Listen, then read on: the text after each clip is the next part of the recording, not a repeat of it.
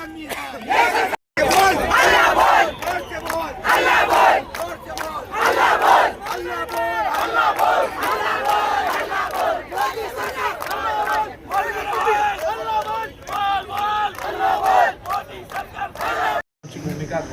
देशात आणि राज्यात आगामी येणाऱ्या संकटाच्या विरोधामध्ये जनतेमध्ये जागृती व्हावी आणि त्याचबरोबर या सरकारच्या विरोधामध्ये सामान्य जनतेचा आवाज पोचावा म्हणून छत्रपती शिवाजी महाराजांच्या आणि चव्हाण साहेबांच्या पवित्र भूमीमधून सातारा जिल्ह्यामधून हे आंदोलन करण्यात आलं.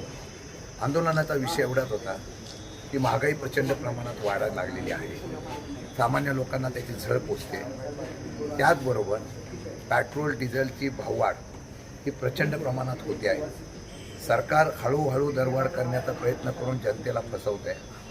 कालही या असलेल्या पेट्रोल डिझेलमध्ये जो काही सरचार्ज आणि GST लावला जातो तो कमी केला तर जनतेला या ठिकाणी रिलीफ मिळेल अशा प्रकारची भूमिकासुद्धा आम्ही मांडलेली आहे.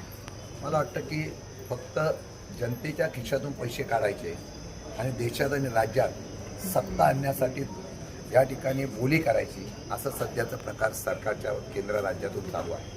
एका बाजूला जनता होरपळते, दुसऱ्या बाजूला पंतप्रधान परदेशात जात आहे. एका बाजूला जनता होरपळते आणि महाराष्ट्राची लोक दिल्लीमध्ये जाऊन शेतकऱ्यांच्या कांदा आणि साखरेच्या प्रश्नाचं नाव घेऊन फक्त विधान परिषदेच्या निवडणुकीचा जुगार खेळत आहे. बोली लावली जाते. नगरसेवकांनी त्या ठिकाणी सदस्यांना खरेदी करण्याचा त्या ठिकाणी विक्रम केला जातो आहे. तेच पैसे जनतेसाठी वापरावे अशा प्रकारची मागणी आहे. जिल्ह्यातल्या प्रश्नातून आम्ही एवढंच सांगितलेलं आहे. 2-3 विषय सांगितलेला आहे की आज सातारा जिल्ह्यामध्ये सुद्धा आपण जर बघितलं तर 120 ते 130 लाख टन कांदा उत्पादन या देशामध्ये होतं.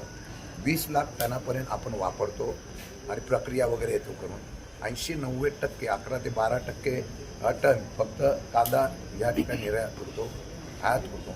मला वाटतं की या सर्व गोष्टीच्या माध्यमातून 80 लाख टन कांदा शिल्लक राहतो. आज सातारा जिल्ह्यामध्ये सुद्धा कोरेगाव असेल, पुशेगाव असेल, खटाव असेल, लोणंद असेल, खंडाळा असेल, फलटण असेल, ते मोठ्या प्रमाणात कांदा आहे. खंडाळ्याला कांद्याचं केंद्र आहे. तिथे सुद्धा नाफेडचं केंद्र व्हावं आणि कांदा खरेदी केला जावा अशा प्रकारची मागणी केली आहे. पाणी साठा कमी झालेला आहे. मंत्र्यांच्या अधिकारापेक्षा सामान्य जनतेला पाणी वापरण्यासाठी जिल्हाधिकाऱ्यांनी आता पाण्यावर नियंत्रण ठेवावं अशा प्रकारची मागणी आमची केलेली आहे. मला वाटतं की बरेच प्रश्न आहेत, परंतु सध्या या देशामधल्या बिकट परिस्थिती येणार जी आहे 1 वर्षामध्ये ज्याचे सुतेवाज अर्थतज्ञापासून अनेक लोकांनी केलेला आहे, पण तिकडे लक्ष अजिबात नाही. भांडवलशाही विचार करून ज्या पद्धतीने सत्ता राबवली जाते त्याच्या विरोधात उद्रेक करण्याच्या बाबतीमधला निर्णय लोकांमध्ये आहे. मला आज आनंद आहे की आज महिलापासून अनेक लोक ह्या आंदोलनामध्ये तरुणांपर्यंत सगळे उतरले होते आणि त्या आंदोलनाच्या माध्यमातून सरकारला आम्ही इशारा देऊ की महाराष्ट्रामध्ये आता लोकांमध्ये प्रक्षोभ व्हायला लागलेला आहे आणि हा प्रक्षोभ वाढला की 100% काही लोक म्हणतात की राजकीय नौटंकीसाठी, राजकीय फोटोसाठी हा मोर्चा काढण्याचा प्रयत्न विरोधक करत आहे. मला वाटतं की त्यांचा राजकारणाचा असलेला हा वक्तृत्वावर आम्ही निषेध करतो. विरोधक हा जनतेच्या प्रश्न उतरतो आणि तो याही पुढे महाराष्ट्रामध्ये सगळीकडे तुम्हाला पाहायला मिळेल. इतका उठा होईल की केंद्र आणि राज्य सरकारला हादरे बसतील. साहेब, माजी मंत्री प्राजक्ता तनपुरे उद्या भाजपामध्ये प्रवेश करतात. अहिल्यानगरची परिषदेची जागा तनपुरे यांना दिली जाणार अशी सूत्रांची. ज्या दिवशी ते प्रवेश करतील त्या दिवशी मी स्वतंत्र प्रेस केला आणि मग माझं मत मांडेल. अजूनपर्यंत त्यांनी प्रवेश केलेला नाही. प्रवेश केल्यानंतर मी माझं परखड मत मांडेल.